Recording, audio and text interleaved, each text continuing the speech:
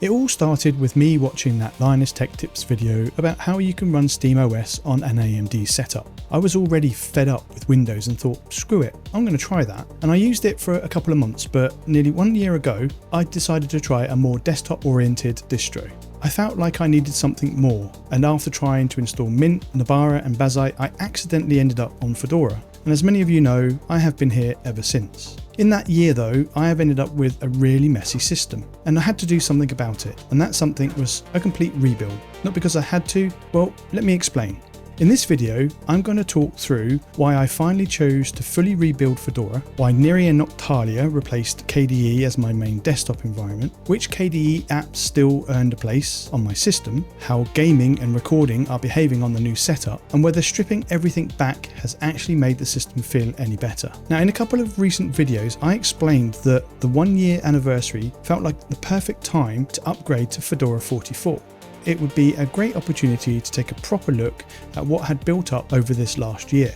The problem was, the system actually ran really great. It gamed well. I could record and stream on it. I had no real reason to touch it. Underneath that working system though, it had become a total mess. Dev packages were everywhere. I had thousands of packages and around 50 Flatpaks installed. After nearly a year of trying different desktops, gaming tools, content creation stuff and just random tweaks, I had no idea what I actually needed anymore. So I gave myself 3 options. 1. I could try to audit the existing install and strip it all back. 2. Move my home directory onto a separate drive while keeping the old system intact. Or 3. Wipe it, install Fedora 44 cleanly and bring back only the things that I actually use. Now at this time I really wasn't sure what to do because the idea of wiping a fully working system felt a little bit ridiculous. And it was my members of the channel who really helped me out here. I started reading through all of the comments on the recent videos and quite a few of you really supported the clean slate idea. One comment from member Mall really summed up the argument for doing it. He says option 3, and the reason for that is after 1 year you are a lot more wiser on what you need and don't need with your system. So you will only need to take with you what you need and dump the rest in a clean way. Once I put the plan together, another member, Smitty, said, "Your new setup is going to make you so happy, I can't wait for you to get started." And spoiler alert, he was so right. Those comments landed at exactly the right point. The extra effort came with a lot of positive benefit. It would force me to make proper choices about what actually comes back. So on May the 23rd, 2026, I made that decision. I went for a clean slate, and after more than 4,000 packages and all of that experimentation, I think it was the right call.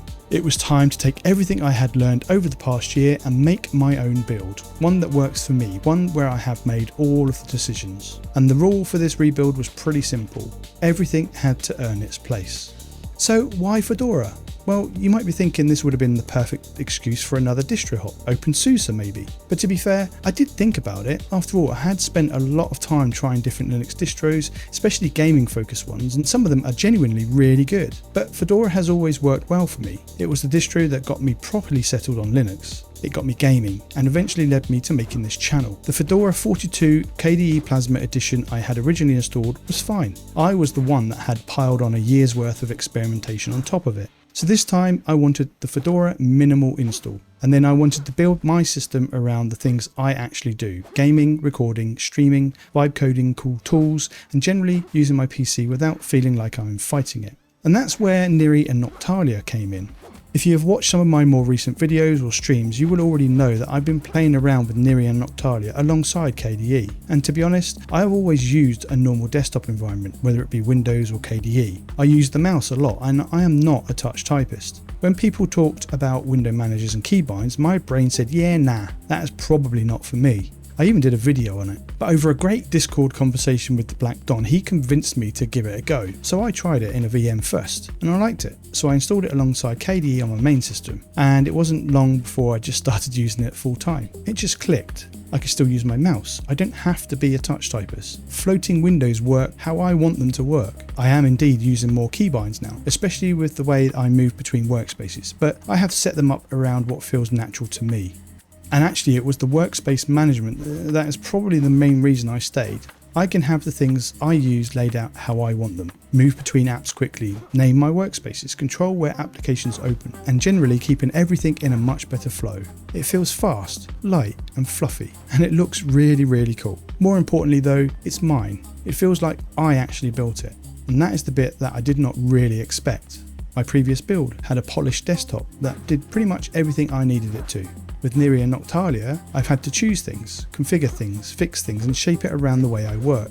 If somebody else was to sit down at my computer right now, they'd probably wonder what the hell is going on, and I absolutely love that. So what happened to KDE? Well, before any of you say you can do all that in KDE, I still think KDE Plasma is brilliant. And for someone coming over to Linux, especially from Windows, default KDE still makes a huge amount of sense. It's polished, it is familiar, and a lot of the little things are already sorted out for you.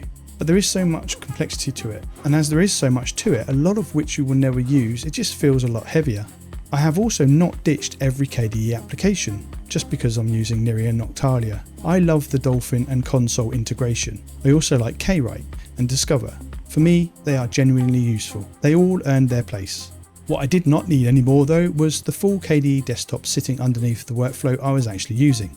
That was one of the biggest reasons I wanted the clean rebuild in the first place. I did try to fully remove KDE on a stream, but with Yuki helping out in chat, we finally worked out that it probably couldn't really be done, not cleanly anyway, using the official KDE spin. So where does all this go? Well, the storage layout was pretty important. The rebuild also made me think properly about where everything lives. I've separated out my home drive, and this is good practice, but it's not something that's really mentioned early on when you first go to Linux. I set up a dedicated development partition for all of my projects and my VMs. I also kept my separate storage for games and video recording. It just makes the system feel much easier to understand. And if I needed to rebuild my system again, the distro is one part of the setup rather than everything being piled into one place. I'm starting to treat my system more like one that I can build around what I actually need, and I think this is the thing that I've been looking for this entire year. So how about gaming? Well, obviously gaming matters a lot to me. It's in my name. And for me, gaming on Linux is really, really good.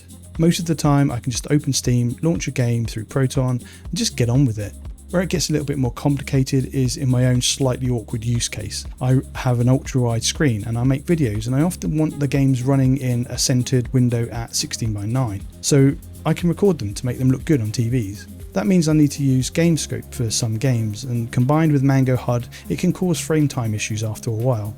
For somebody who just wants to install Steam and play games normally though, the experience is likely going to be much more straightforward. For what I'm doing, it needs a little bit more tinkering, but you know me, I do quite like a tech challenge. Now there was some bits that actually take work. The setup is definitely more involved than just installing the Fedora KDE spin and logging in. There is no full desktop environment doing everything for you. Theming needs to be set up properly. Authentication prompts, settings, screen behavior and keybinds all need some attention. Configs become part of your life with this sort of system. Now I am quite happy with that now because I understand enough to work through it, and I'm really enjoying the process. Would I suggest though that complete Linux beginners start here? Probably not. I think it is much better once you have spent some time with Linux, understand how all of the pieces fit together, and just do not panic the second you need to open up the terminal or config file. It is a really good learning experience though, and with AI helping me understand what I'm changing and the people in the community pointing me in the right direction, it has been far more approachable than I thought it would be.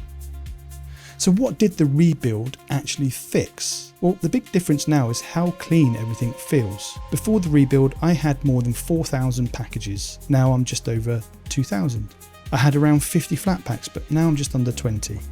The system feels light and fluffy. RAM usage is lower, but most importantly, when I look at what is installed, I have a much better idea of why it is there. I've also started keeping development tooling away from the main system using DistroBox, thanks again JTech. I still want to install things and experiment, and I'm almost certainly going to break things at some point. Now I can do that without every single test becoming a permanent part of my main Fedora install. So if this Fedora install broke tomorrow, what would I do? Exactly the same thing. I would start with a nice clean Fedora base. I'd use my script to get up and running with Niri and Noctalia, then bring in the tools I actually need for gaming and content creation, including the KDE apps that I still genuinely use. For me, it's a much nicer place to start from than bringing in hundreds of packages and having no idea what they actually do. So the real question is this: have I finally built my perfect Fedora setup? I really do think I have. For the first time since moving to Linux, this really does feel like my system. Anyway, let me know what you think down below. Have you ever reached the point where you just wanted to wipe your Linux install and build it properly around the way that you use your computer? And if you have made it this far, thank you. I really do appreciate it. Please consider liking and subscribing.